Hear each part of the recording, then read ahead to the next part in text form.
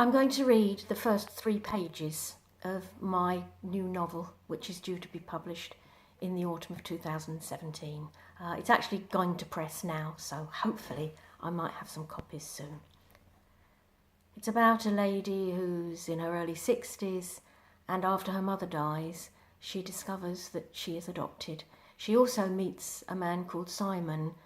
They fall in love, and together they go and try and find out some of the secrets of her past. Her mother is called Joan, and here are the first few pages.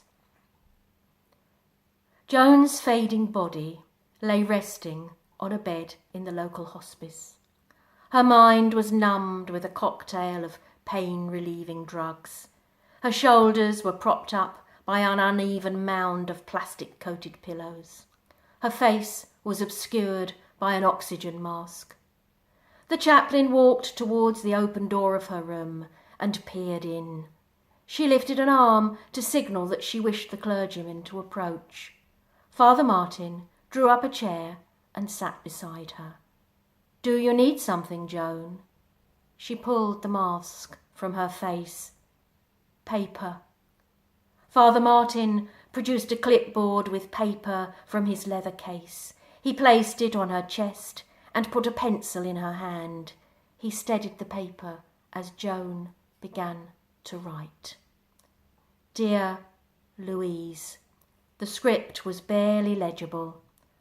"I think you should know." The letter was never completed. The pencil fell from her hand and her body gradually slumped into emptiness. Father Martin removed the clipboard and pencil from the bed and returned them to his case. He pressed the emergency button and spoke the words of a silent prayer. Chapter 1. A celebration of Joan. Simon took the coast road back from Rye.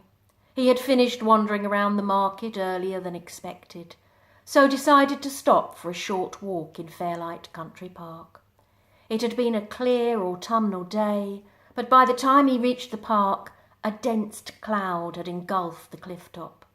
The air was filled with damp droplets, and the sea was barely visible.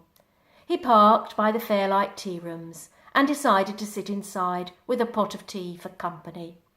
When the tea was no longer warm, he wandered through the plant-filled conservatory and sheltered outside under the awning.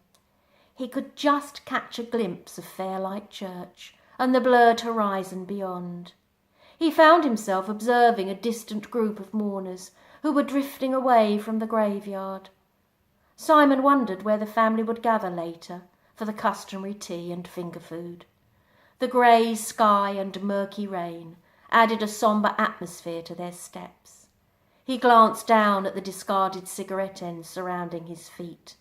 He was so pleased he had finally given up. People had adjusted easily to the smoking ban, he reflected. 9 years ago, the mourners would have been allowed inside the tea shop to smoke away their grief. Now they were banished outside in the mist.